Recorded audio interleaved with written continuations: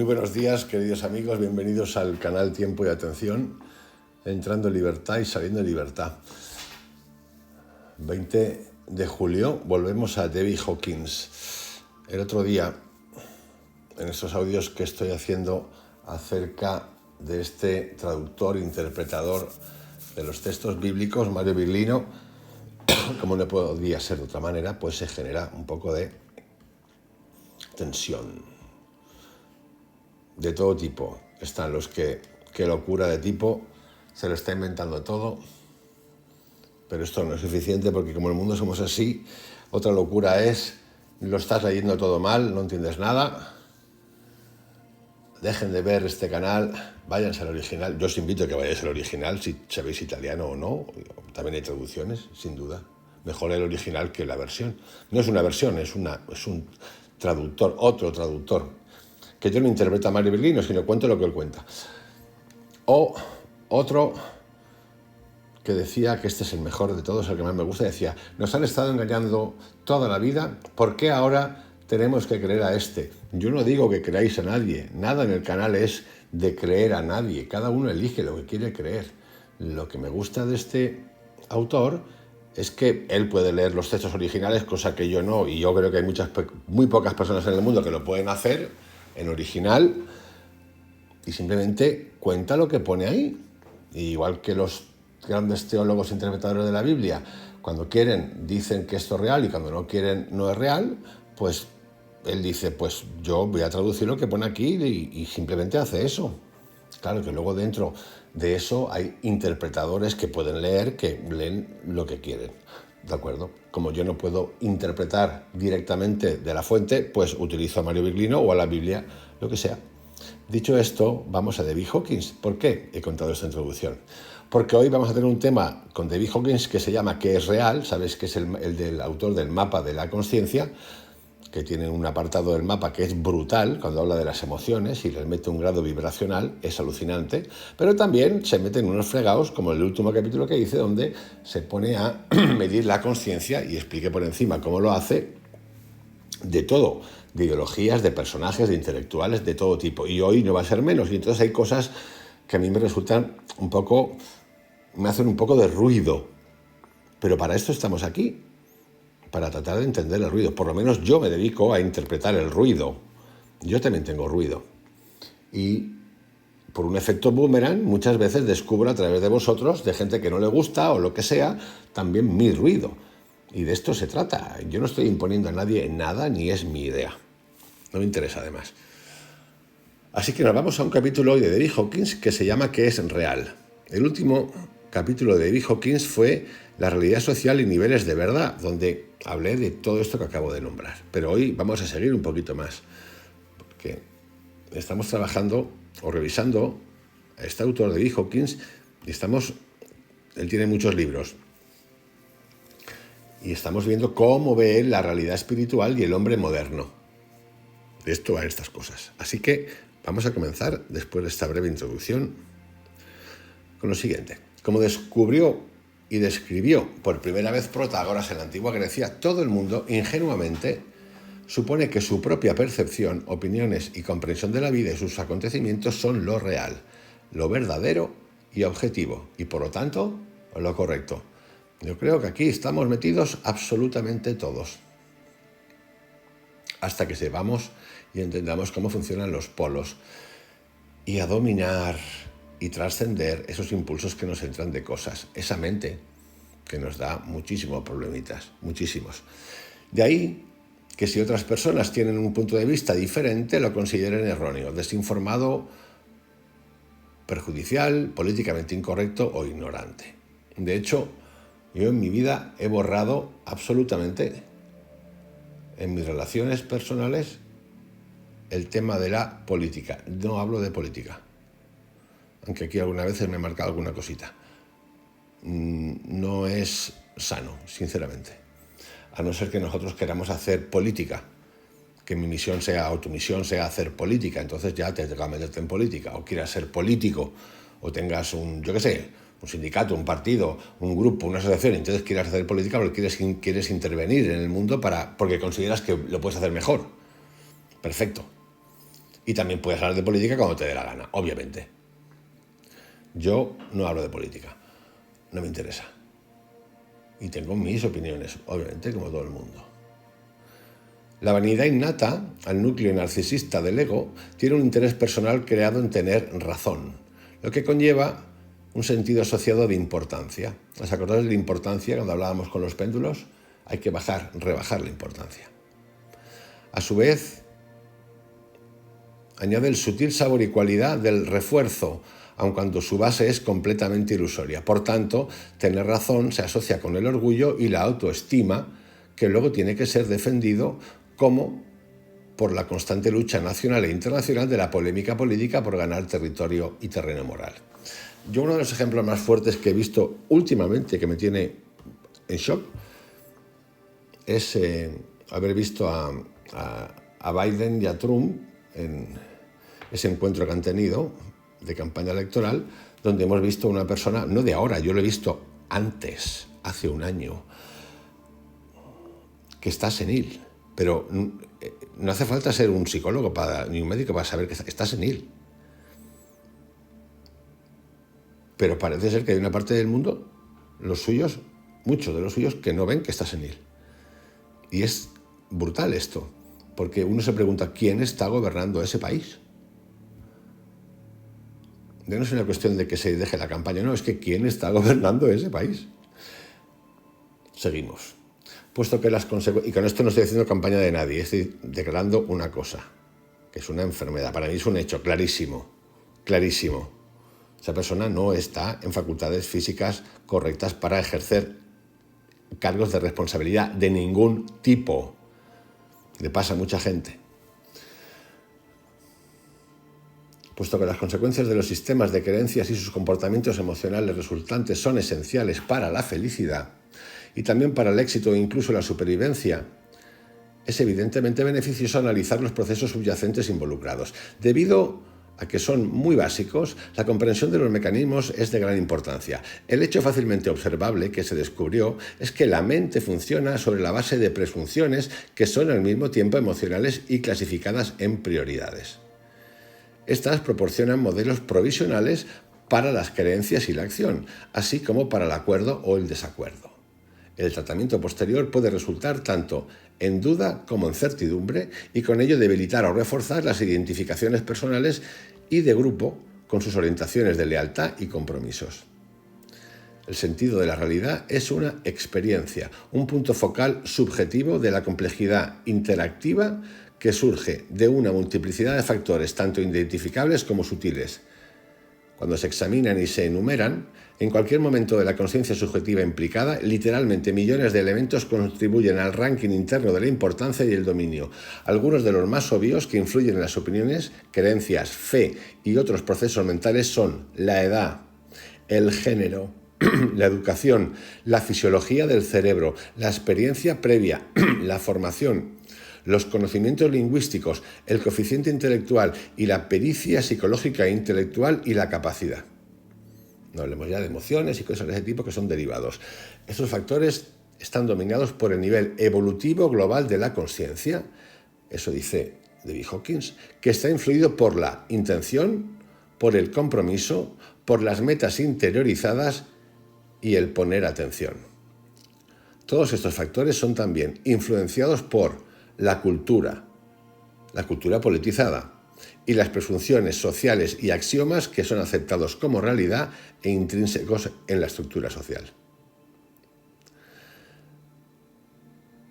De lo anterior, es evidente que el sentido de la realidad es una presunción auténticamente subjetiva, que es operativamente útil, pero no demostrable, como son, por ejemplo, las descripciones lineales y dimensiones de los objetos materiales. Todas las afirmaciones de la mente son, en el mejor de los casos, provisionales.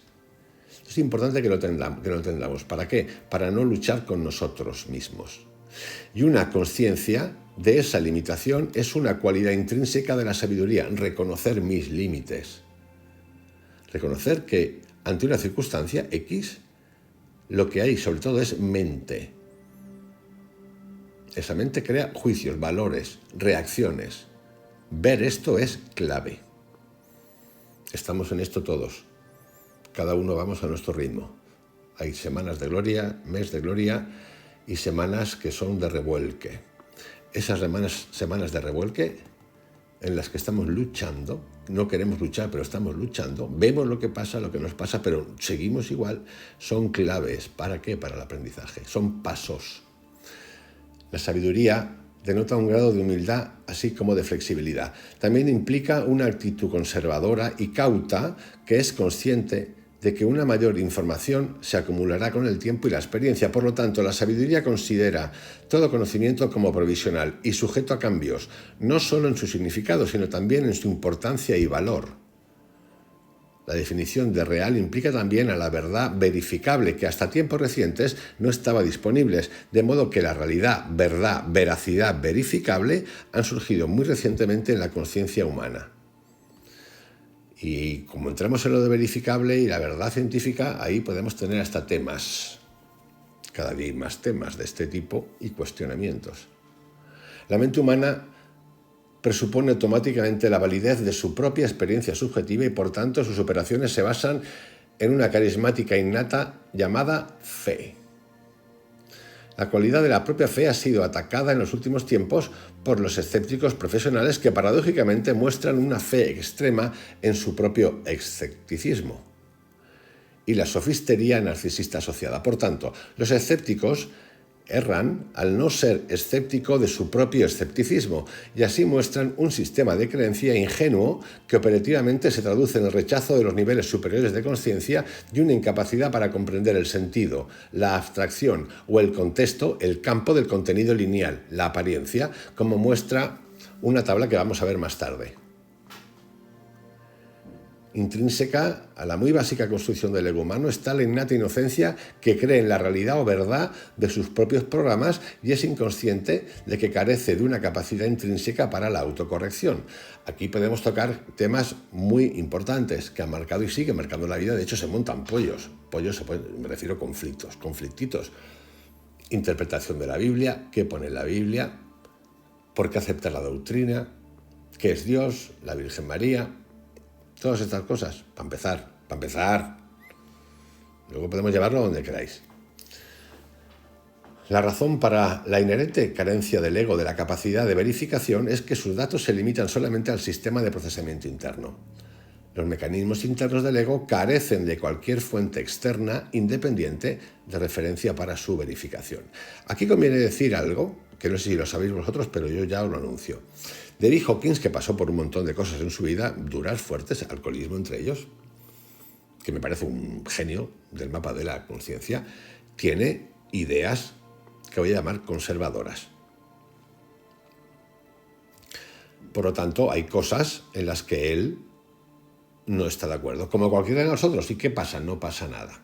Esto no quiere decir que nosotros, yo en este caso, pueda intervenir acerca o opinar o tener una idea acerca de ciertas cosas.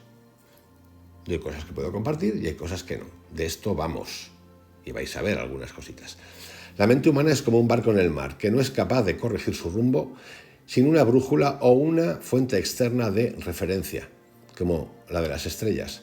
Es importante darse cuenta de que un sistema solo es corregible cuando tiene acceso a un punto de referencia externo, por ejemplo, un sistema de posicionamiento global, que por tanto sirve como absoluto por el cual todos los demás datos se comparan.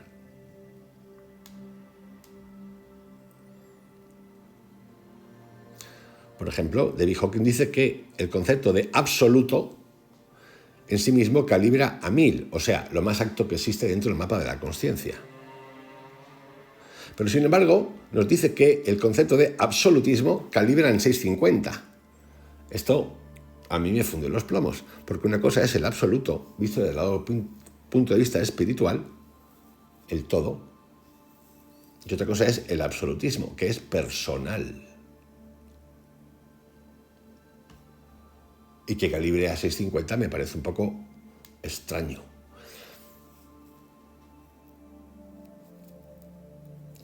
David Hawkins nos cuenta que ahora existe una escala de referencia de la verdad verificable por la cual los niveles por debajo de 200 son falsos. Y cuando leemos qué niveles hay por debajo de 200 nos damos cuenta, es fácil reconocer que son niveles vibracionales Bajos, sí, bajos que traen problemas, muchos problemas.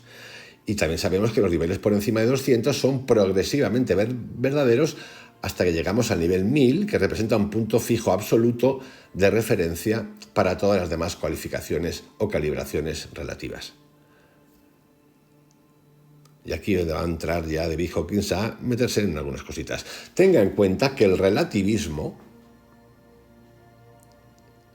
a través del posmodernismo, niega la realidad de lo absoluto, ya que considera que toda la supuesta verdad es solo una opinión social, lingüísticamente construida, percepción, definición, es decir, solo retórica. Por lo tanto, el relativismo no ve más que la percepción y está ciego a la esencia, así como al contexto. Paradójicamente, el relativismo considera sus propias premisas como absolutas y también superiores y, por lo tanto, élite. Yo estoy de acuerdo con esto. Al final es una cuestión que va cuestionando, pero al cuestionar, que a mí es la parte del posmodernismo que me gusta, tiene una parte que me gusta, es la de cuestionar, a ver, pero también creo que se dio de las manos igual que se fue las otras interpretaciones de las manos. Totalmente. Pero es cierto que cuando cuestiona ese posmodernismo, igual que lo anterior, se quiere convertir en absolutismo, es decir, en verdad absoluta. Lo demás no vale, y no solamente no vale, es que es degenerado. Pero lo mismo decía los otros sistemas anteriores.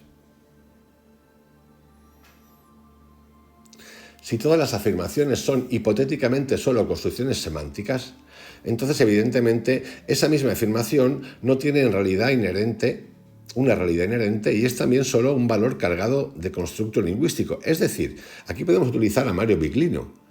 Si lo que ha dicho la Biblia hasta ahora lo han interpretado como les ha dado la gana, y ahora aparece alguien que es traductor de la Biblia, de textos bíblicos, y dice que ahí no pone eso y que eso no existe como tal, ¿qué pasa? ¿Metemos a Mario Biglino en un posmodernista porque se atreve a decir que ahí no pone eso? ¿Qué hacemos? ¿Los otros tienen la razón? ¿Mario no tiene la razón? Está bien preguntarnos, ¿no? Pero es tan sólido este péndulo, es tan fuerte, ¿eh? Pero esto es algo así como las religiones, pero esto podemos actuar en nuestra educación, en la formación, en la nuestra, nuestros padres, todo el mundo. Siempre hemos estado nosotros en un lugar y en otro. No podemos etiquetar a nadie, no estamos etiquetando a nadie, porque del anterior de la vida de nuestros padres seguramente nos cuentan historias que hoy en día nos funden los plomos. No importa eso, no importa, no estamos entrando en las personas, entramos en el sistema. Seguimos. Es evidente que todas las afirmaciones de la aparente verdad o proclamas de realidad dependen de las condiciones prevalecientes tanto de factores identificables como desconocidos. Es decir, me voy a meter un fregado un poco mayor. La palabra Dios. ¿Dios existe? ¿Dios no existe? La pregunta en realidad, si le damos a la no dualidad, tendríamos que decir que sí, porque al existir Dios y no existir Dios, para que no exista Dios, tiene que haber un concepto de Dios. No puede haber un no sin un sí, para que haya totalidad. Entonces, para mí puede existir Dios, existe Dios. ¿Qué es Dios para mí? Todo un tema. Yo no puedo identificar a Dios, no sé identificar a Dios. Tengo una percepción de Dios, no lo puedo poner en palabras. Ni siquiera le puedo llamar la palabra Dios, que es la que siempre he utilizado, pero no. Yo hago cosas y veo cosas y hablo con energías que no son materiales ni físicas, sí, muchos de vosotros también, pero puede haber gente que no lo haya, que no lo tenga, que no crea en el sentido de Dios, de que esto tiene muchas más ramificaciones de las que pensamos. Pero si nos ponemos a hablar de ciencia, nos damos cuenta que ni siquiera la ciencia es capaz de describir científicamente, es decir, absoluto, el origen. Tiene sus teorías, es una teoría la del Big Bang, de cómo surgió esto, de por qué surge esto, y hay gente que se hace preguntas. Por lo tanto, eso científicamente me llevaría a decir, no puedo decir que no existe Dios y no puedo decir que existe Dios. Algo ocurre que no conocemos. Y que a lo mejor no conocemos porque estamos nos hemos autoincapacitados para conocernos. De hecho, Tesla lo decía, Nikola Tesla, para progresar científicamente hemos de empezar a plantearnos pensar de otras maneras que las que estamos utilizando. Dicho esto, la interpretación de los datos depende de los factores situacionales en general, como ha sido descrito en análisis anteriores. Para el observador, lo que un acontecimiento parece significar o parecer depende del punto de observación y de las circunstancias prevalentes. Esto también habla mucho de esto la mecánica cuántica. La capacidad de observación y su correcta interpretación es en realidad una función consecuente con el nivel de conciencia y la concordante función cerebral. Estos factores, a su vez, son afectados por la intención y la motivación. Por eso, como veréis, en los últimos meses llevamos haciendo mucho acerca de la intención, de la motivación, de la vibración, de la conciencia de la vibración cuántica del día, más estos autores, porque me interesa muchísimo, sobre todo para mi cotidianidad, que es donde quiero estar todo el tiempo, en mi cotidianidad. Estas pueden variar desde el desapego, lo refinado, la perspicacia entrenada y la experiencia hacia el identificar la esencia del sesgo emocional, distorsionado o politizado, o interesado, la falsificación deliberada, la percepción, la retórica. Por ejemplo, para David Hawkins, la retórica, que se estudia retórica, pero si buscáis qué es retórica y por qué se estudia la retórica, os daréis cuenta que es normal que vibre bajo. Sí, porque tiene un fin determinado, amigos. Clarísimo. La califica como 180. La retórica es una herramienta para el uso y ejercer el poder sobre otros. Y sí, llámese tumbar por calificación, tumbar por intelecto, tumbar por recursos, manejo del léxico, lo que queráis. Vamos a ver un temita ahora que él titula La realidad como un producto social. Sabéis que desde el COVID el tema este del fake no solo es que se ha ido de las manos, se ha ido de las manos, lo han generado intereses políticos brutales y de ella que hasta económicos, y ahora es un foco de conflicto absoluto y va a ir a más con la inteligencia artificial. Guerras de noticias tendentes, sabiendo que las redes sociales, que son lo que controlan hoy y son la mayor fuente de información de todo el mundo, hasta de los que tienen y no tienen, de todo el mundo, nos van dando y pueden ejercer direccionalidad hacia nuestros fines. Que más me gusta, pues te doy más del otro y del otro no te dejo ni verlo. Potenciación. ¿De qué? De lo mononeuronal.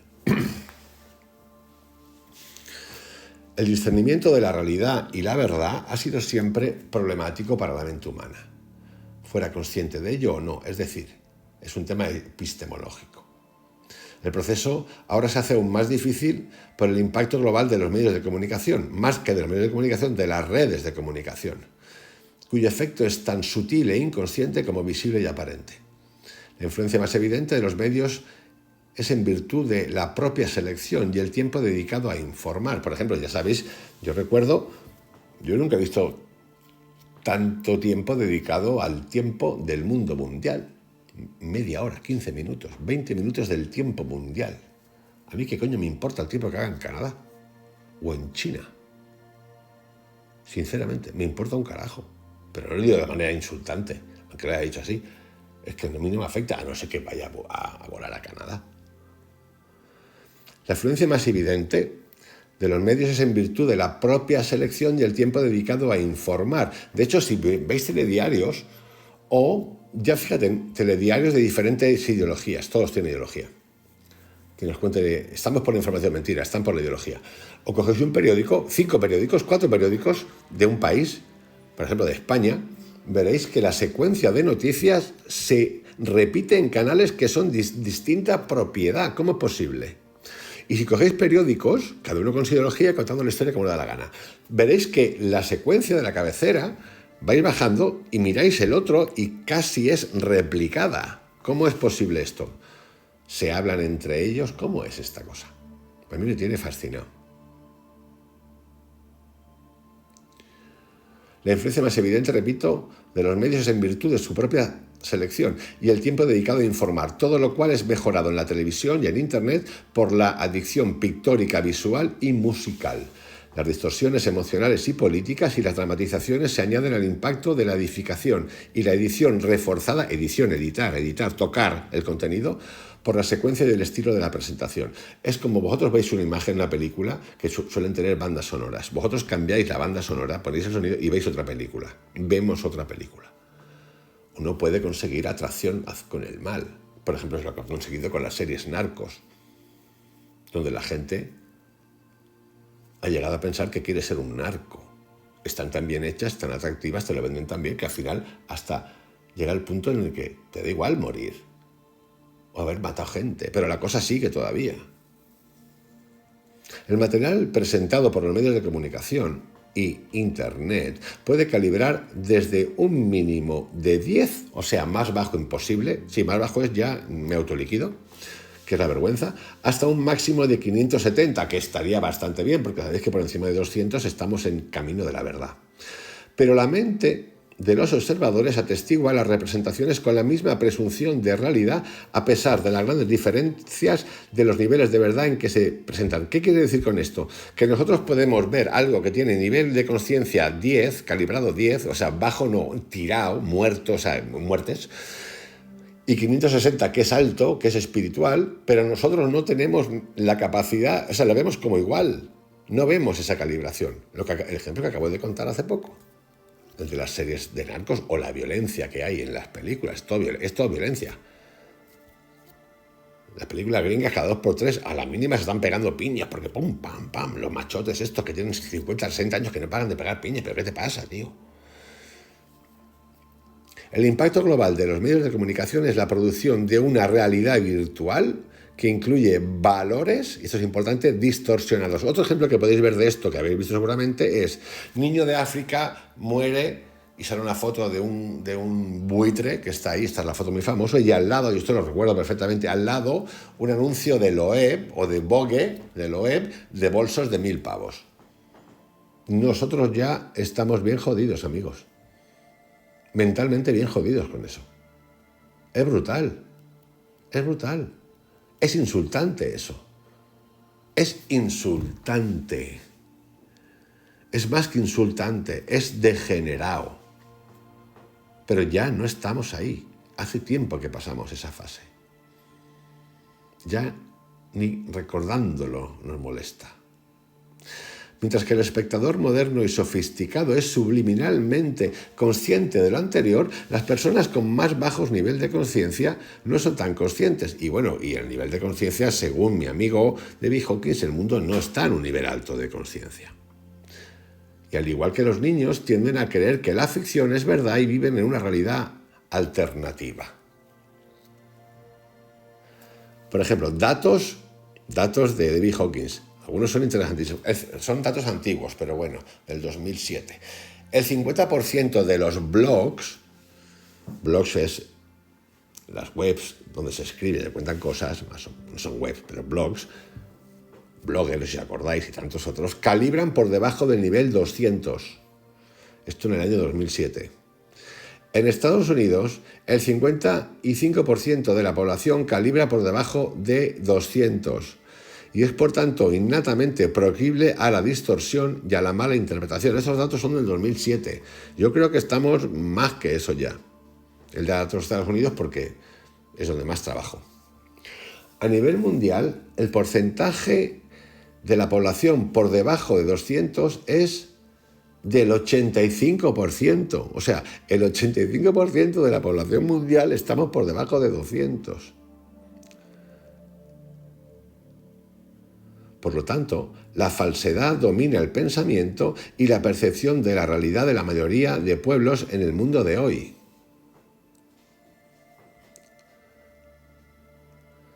Y aquí nos recuerda una frase muy famosa que se ha hecho, es de Goebbels, el ministro de propaganda nazi, pero que lo han aplicado los comunistas igual o mejor todavía. Si una mentira se dice con la frecuencia suficiente, con el tiempo se cree factible una realidad virtual, porque la población carece de la capacidad de discernir la verdad de la falsedad. Es más, si tú consigues evitar la otra información, lo que dije ayer, el que se apodera del discurso se apodera de la agenda, La mentira se hace verdad. Lo malo se hace bueno. Pero no os imagináis hasta qué niveles. Niveles fascinantes. El procesamiento de la información es evolutivo y revelado de forma progresiva a lo largo de una línea temporal en desarrollo. La confirmación de supuestos hechos puede llevar décadas o incluso siglos y requiere de edición a medida que más información es obtenida y analizada. Con la aparición de un conocimiento mayor, cambia el sentido y la importancia, al igual que los criterios para la validación. Todos los campos del conocimiento humano cambian con el tiempo e incluso la información de la propia historia está sujeta a una revisión basada en nuevos descubrimientos y metodologías. Por tanto, todas las creencias e informaciones son provisionales en tanto que aunque los hechos no cambien, su importancia o significado sí está sujeto al cambio con el tiempo.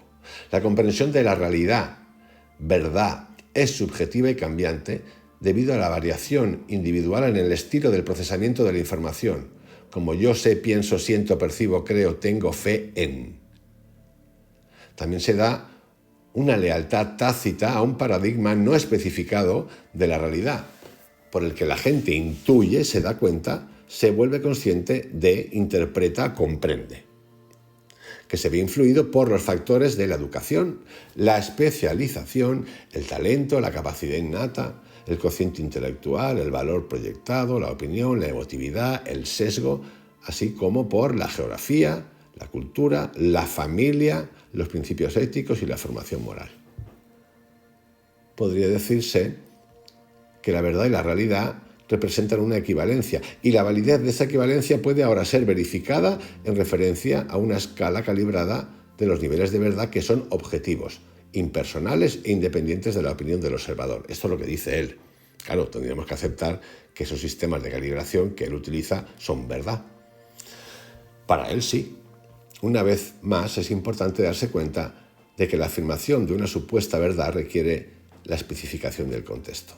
Y esto afecta no solamente a lo material. Por ejemplo, esto de los niños a un colegio, las niñas a otra, los niños y las niñas no pueden estar juntos, el uso de uniforme, el uso de himnos, el uso de silbidos, el uso de sacrifícate, ahí, todas estas cosas. Pero lo mismo en el mundo espiritual material, es decir, el mundo espiritual que buscamos desde el lugar material que nos ha creado satisfacción, las emociones, la pareja, lo que tú quieras, y nos vamos a buscarlo afuera, al yogi, al gurú, al experto en budismo, en zen, en mindfulness, en yoga cuántico, en yoga hit, en lo que tú quieras. Lo mismo.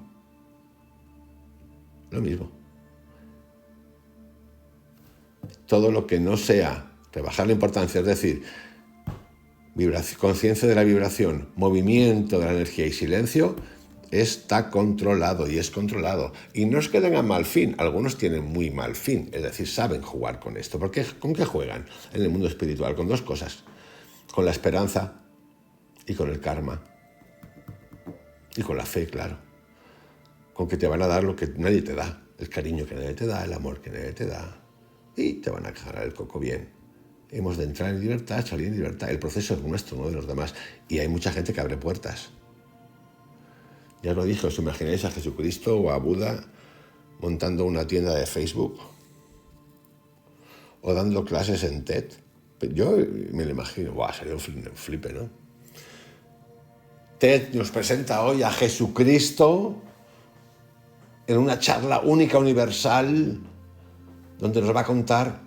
Yo creo que si existiera eso, ni el Vaticano le deja salir. Combinación de TED con Cristo, Buda, Mahoma. Pensadlo por un momento. Es que hay que pensar estas cosas, por lo menos para reírnos un ratito. Sé que hay gente que se puede sentir como, ¿qué dice este? No, pues sí, lo digo. Pues que todas las religiones tienen sus tiendas de venta de estampitas, de cosas, de libros. Hay algunos que tienen gurús que no se acaban nunca de escribir. Se inventaron el curso de que había escrito tanto que no podía ni dormir, que no paran de salir libros nuevos. Uno de ellos es mi amigo, Yogananda. No paran de salir libros nuevos de Yogananda. ¿Qué pasa? Y si no, libros de otro que estuvo cerca de él, que sabes el que más sabe de todo y el que puede contar, porque claro, estuvo cerca de él. Pero claro, cerca de Cristo también estuvieron los apóstoles, ¿no? Pero fijaros, cuando muere, creo que fue Gandhi, las cenizas de Gandhi estuvieron repartidas en 3 partes del mundo por 3 instituciones distintas. Menos mal que todos estos espirituosos hindús están desapegados, porque ninguno quería soltar hasta que los unificaron las cenizas. Pero es que esto es como de locos, pero esto ni lo pensamos.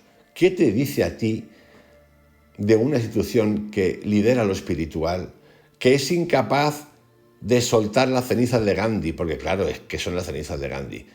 Pues que está gobernado por descerebrados, que no quieren soltar. Tú suelta, pero yo no. Te lo puedes preguntar, ¿no? Digo yo, o a lo mejor tampoco lo vemos. A mí me costó mucho, me he tardado bastante en de verdad soltarme lo que pone en la Biblia. ¿Pero por qué? Porque nunca me tomé el tiempo, porque siempre estaba creyendo en angelitos.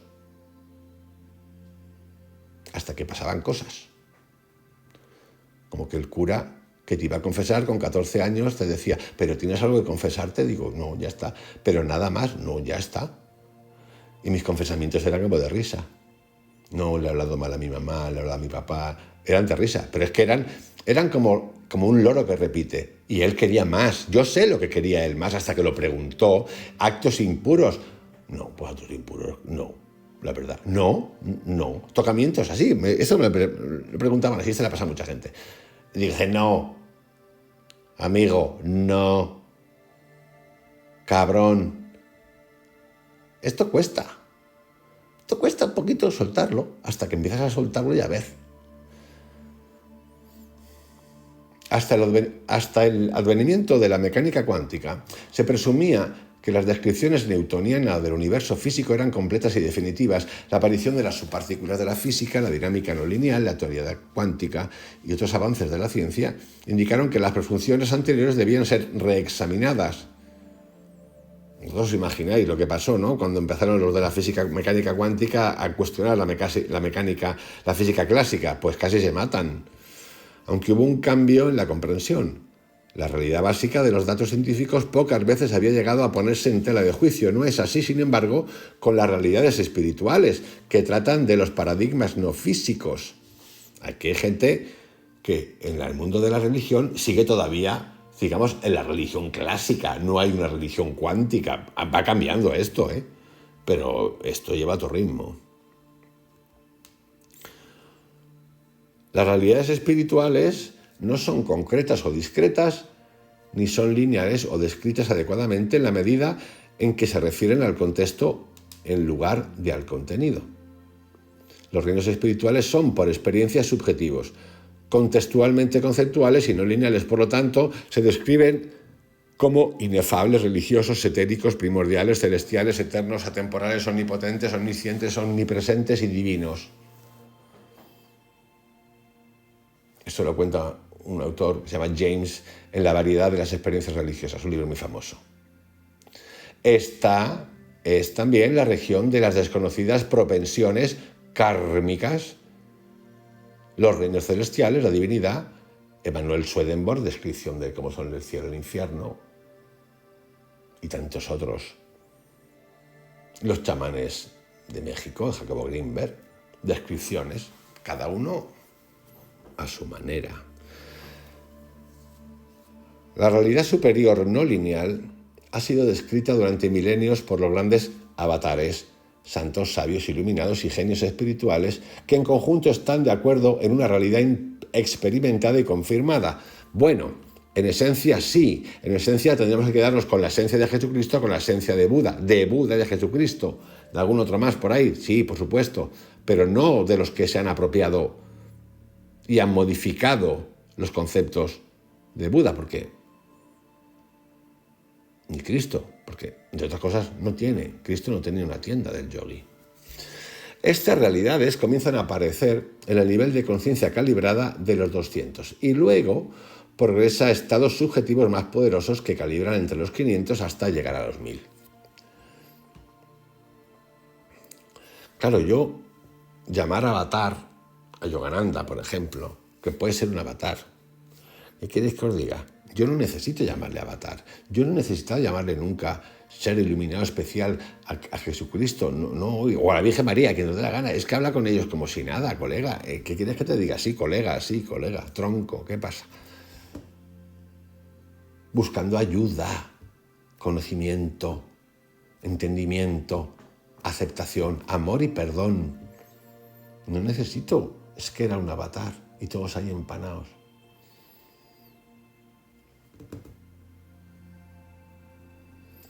Nos cuenta David Hawkins que los grandes maestros espirituales de todos los tiempos, no las instituciones, esto lo añado yo, han enseñado los procesos mediante los cuales las realidades espirituales pueden ser confirmadas subjetivamente y por experiencia.